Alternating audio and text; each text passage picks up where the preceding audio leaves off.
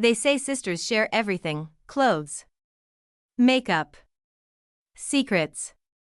Heartache. What they don't say is, sometimes, they want to take your whole wedding, too. I was sitting at brunch with my mom, dad, and of course, her, when she dropped it like a bomb made of sugar and smugness. I have an announcement, said Danielle, placing her hand over her flat stomach like a freaking royal. My fork paused mid-air. I knew that tone. The main character tone. Mom clasped her hands, practically vibrating.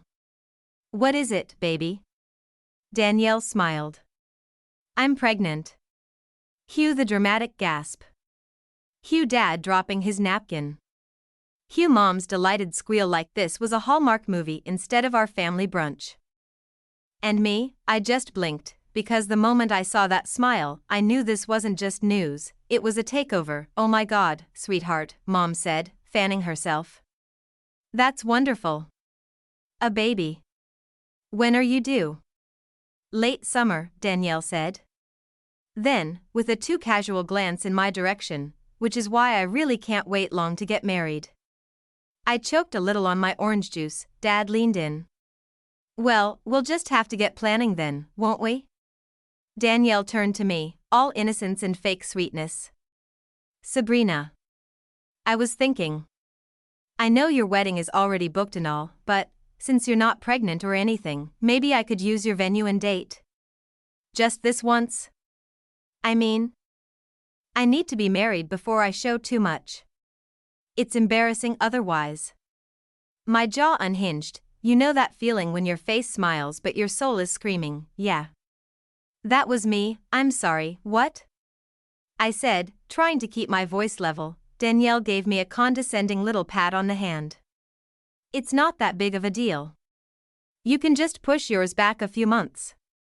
I really need the date. And the venue is beautiful. It's my venue. My date. I know, she said, blinking. But you're younger. And you're not in a rush. Mom chimed in. Honey, it's just a wedding. You can reschedule. Your sister's in a sensitive position. She's in a selfish position, I muttered. Dad frowned. Don't be petty, Sabrina. I could feel the heat in my chest. The slow rise of pressure that had defined my entire life. Danielle wanted, Danielle took, and I was always expected to give. They were looking at me like I was the one being difficult, like I should gladly hand over a day I had been dreaming about for years. Just because the golden child couldn't keep her life together. I've already paid deposits, I said, trying to hold on to something rational. Everything's set. Why would I throw that away? Danielle gave a theatrical little sigh. Because I need it more. And there it was, the truth, raw and blunt and entitled. She needed it more, so I should give it up, my day. My plans. My moment, because Danielle always came first, and I was just expected to understand, but this time, I didn't nod. I didn't shrink, I didn't say yes. I folded my napkin neatly and looked my sister in the eye. I'm not giving you my wedding. The silence that followed was a vacuum. You could hear Dad's fork clink against the plate. Danielle blinked like she'd been slapped. Excuse me? I said no. And I meant it. This wasn't just about a date or a dress, it was about me choosing myself, for once, and as I looked across the table at their shocked, offended faces, I realized something. This was going to be war. Danielle has always been the golden child, she didn't earn it. She just was pretty, charming, popular. The kind of person who knew how to cry just enough to look delicate, but not enough to seem manipulative. She'd fail a test and Mom would write the teacher an angry email. I'd get an A and be asked why I didn't study harder. She'd get in a fight with a friend, and Dad would say the girl was probably jealous. I'd have a disagreement with Danielle and somehow it was my fault for upsetting her. I grew up in the shadow of someone who never had to apologize, and I learned that if I wanted peace in the house, I had to fold, so I folded over and over. When Danielle got her friend home and she can't share a bed with her. My room, when she didn't want to share a car in high school. Mine got borrowed, when she cheated on her boyfriend but didn't want anyone to know. I was the one who covered for her. Every time she burned something down, I was expected to pick up the ashes and act grateful I got to help, be the bigger person. Sabrina. She's just going through a lot. She's your sister. I learned how to swallow resentment like medicine. Smile. Nod. Suck it up, but I never forgot, and I never forgave, so when she sat there at brunch, practically cooing while asking for my wedding.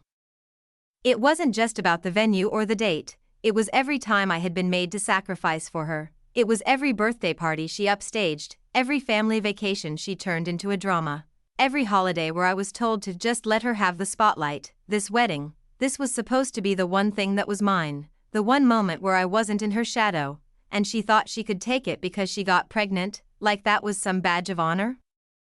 After brunch, my parents cornered me in the kitchen like I was the one who'd flipped the table. Sabrina, Mom said gently, like I was a wild animal. Let's be reasonable. I am being reasonable, I said. I planned a wedding and I want to have it. But your sister chose to get pregnant before getting married. That's not my problem. She's in a delicate position, Dad chimed in, arms crossed. Then maybe she should have thought about that before trying to hijack my life. They both looked so offended that I had the audacity to talk back. How can you be so selfish? Mom whispered, selfish. The word snapped something in me. I've given up everything for her since I was a kid, I said, voice shaking. You made me. And now that I finally want something for myself, I'm selfish? Neither of them had anything to say to that, so I left. Back home, I stared at my wedding vision board, pinned with photos of flowers, table arrangements, and the lakefront venue I'd booked a year ago. This wedding wasn't about the dress or the flowers or the cake, it was about me finally being allowed to take up space. And no matter how much they pushed, no matter how many guilt trips they launched, I wasn't giving it up, not this time. I was brushing my teeth when the text came through. Danielle, can we talk? Just us. For a moment, I stared at the message like it was a trick question, because Danielle never said just us.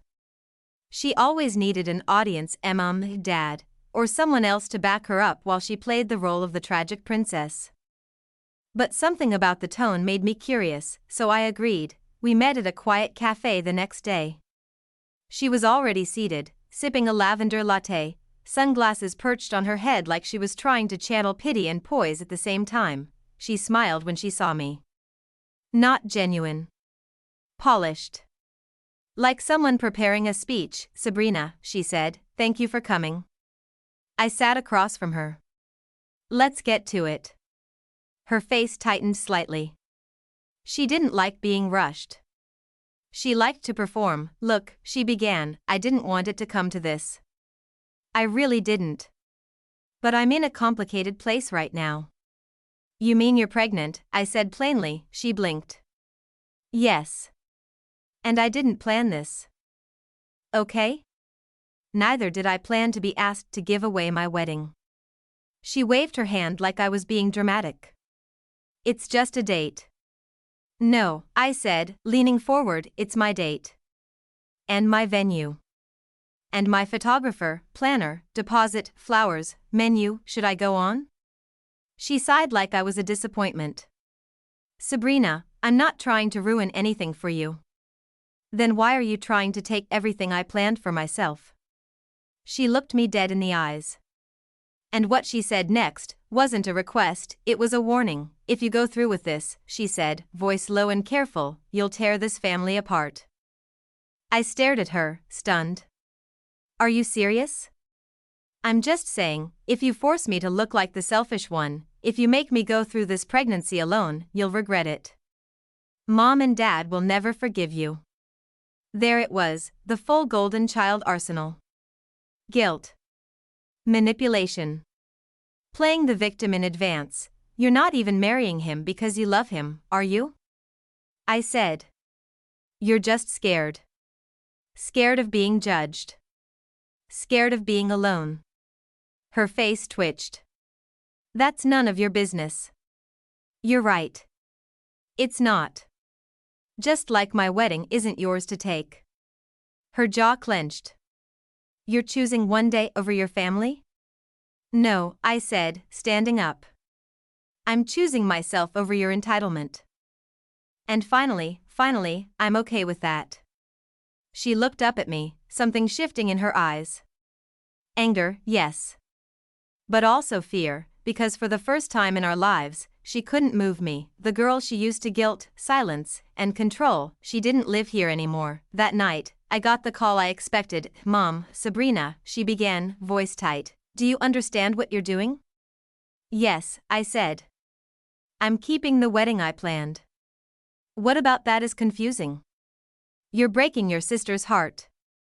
No, I said, calm and sharp. She's breaking her own heart by believing she's owed something just because she wants it. You'll regret this, she whispered. No. I think. For the first time, I won't. Danielle thought the ultimatum would work, but all it did was prove how deeply she'd underestimated me. This wasn't about a dress or a cake or a calendar, it was about the pattern, the cycle, that I was finally breaking. And no amount of guilt could undo that. I didn't tell Ryan right away, not because I didn't trust him, but because part of me was ashamed that even at 28 years old, I was still letting my sister and my parents crawl under my skin like they owned space. Ashamed that a part of me still wanted their approval, even now.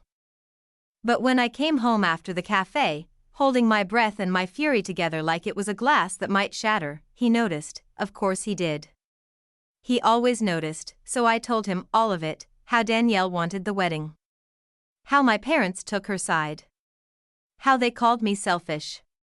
How I told them no, and how it felt like I was fighting a whole army alone. By the end, my voice was shaking. My throat burned with all the words I'd finally said, and Ryan just stood there, letting it all sink in. Then he reached out and held my face in his hands. You are not selfish, he said. You're the first person I've ever met who keeps giving, even when no one says thank you. I felt my eyes sting. Ryan, no. Listen to me, he said. This is your day. Our day. You have every right to protect it. And if they can't understand that, then maybe they don't deserve front row seats to the life you're building. It was the first time I realized that I wasn't alone in this anymore. I had someone in my corner, someone who didn't love me conditionally. Over the next few days, my parents tried again, phone calls, texts. Guilt-laced voicemails that sounded like I was committing some act of emotional terrorism. Danielle's devastated. Can't you just try to see her side? What happened to being family? She just wants to feel supported during this time. But I didn't cave. Because Ryan had reminded me that standing up for myself wasn't cruelty, it was survival, and I was done being the emotional punching bag wrapped in a bridesmaid dress. One night, Ryan and I sat down with our planner to go over final decisions. Everything felt real, the way I had imagined, the way I had worked for. He looked at me as we finalized the seating chart and said, you know, I'm proud of you. For what? For holding your ground. For choosing yourself. I smiled. Not used to it yet. You'll get there. And that was the truth. I was starting to feel something I hadn't known I was missing, peace. Not loud, dramatic peace. But soft, quiet, earned peace, because for the first time in my life, I wasn't bending. Not this time. I never planned to get involved. I didn't want to, but when Lily, our common friend, came to me looking pale and panicked, holding her phone like it was radioactive, I knew something was up. You need to see this, she said, sliding into the chair across from me at the cafe. I raised an eyebrow. What now? Danielle trying to bribe the priest? Lily didn't laugh. She turned the phone screen toward me, a series of screenshots. Texts. Messages from Danielle to her best friend, unfiltered, careless, arrogant. I read them once, then again, and then I felt my stomach turn. I told Jordan I'm pregnant, he wouldn't propose otherwise. I'll fake a miscarriage later. He'll feel too guilty to leave. It's not like he's marrying me for love either. His family's loaded. We both know what this is. My hands shook. I stared at Lily. Where did you get these? She left her iPad at my place last week. It synced with her messages automatically. She hesitated. I didn't want to snoop, but Something felt off. God, all this time, I thought the worst she'd done was try to steal my wedding, but this was evil dressed in lace. Danielle wasn't pregnant, she was playing pregnant, for money, for status, for a last-minute fix to a life that was slipping through her fingers. I went back and forth with myself, should I tell him, would it make things worse, would anyone even believe me, but the truth was louder than my fear now. I couldn't let her ruin another life. Not after everything she'd already done to mine, so I asked Lily to send the screenshots, then I requested a meeting with Jordan. He looked tired when we met, tired and wary.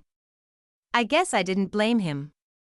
Danielle had probably painted me as the jealous little sister trying to sabotage everything. I don't know what this is about, he said, arms crossed, but if it's about Danielle, I'd rather not get in the middle of, just read these, I said, sliding my phone across the table. He stared at the screen for a long time, didn't blink, didn't speak, just scrolled, then stopped, and said quietly, she lied to me.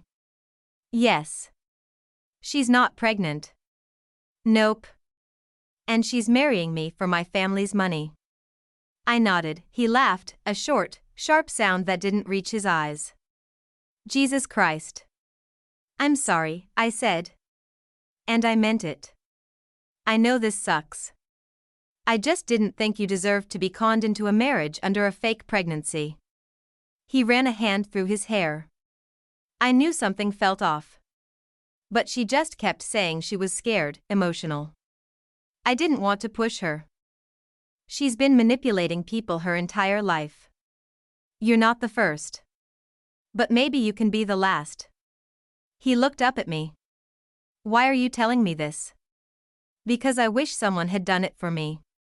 The next day, everything exploded. Jordan confronted her with the messages.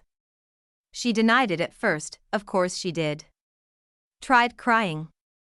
Tried twisting the narrative, but he was done. He broke off the engagement on the spot. He told her she was toxic, dishonest, and dangerous. She called him cold. He said he deserved better, and then, he left. The fallout hit our family like a bomb.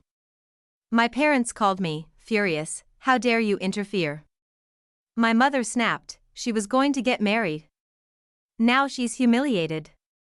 My father shouted. I listened, then I said, she humiliated herself. I just showed the truth. You ruined everything. No, I said, cool and certain. She did that all on her own. I'm done covering for her. If she wants to play victim, let her. But I won't be part of the performance anymore.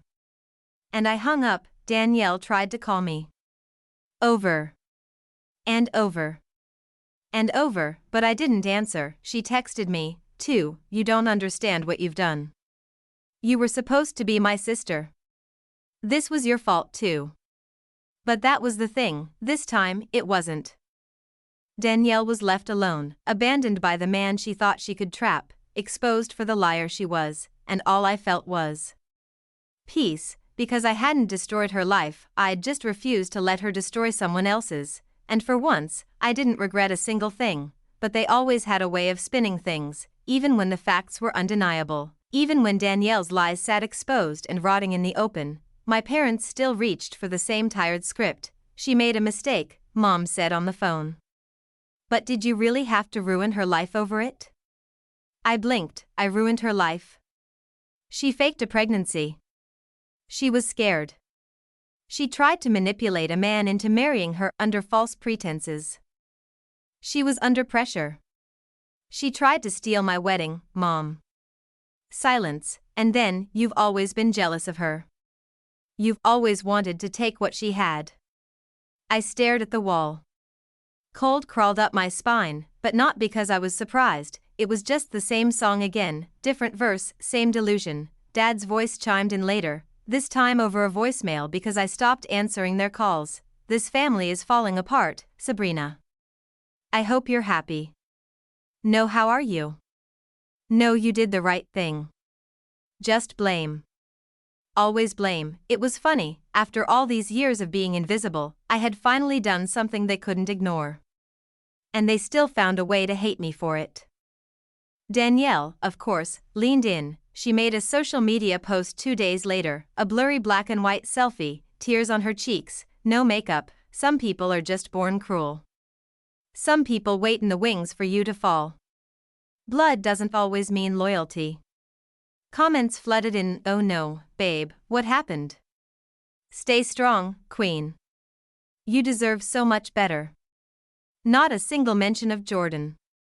Or the lies. Or the pregnancy that never was, just another performance. And my parents applauded from the front row, they were so quick to circle the wagons around her.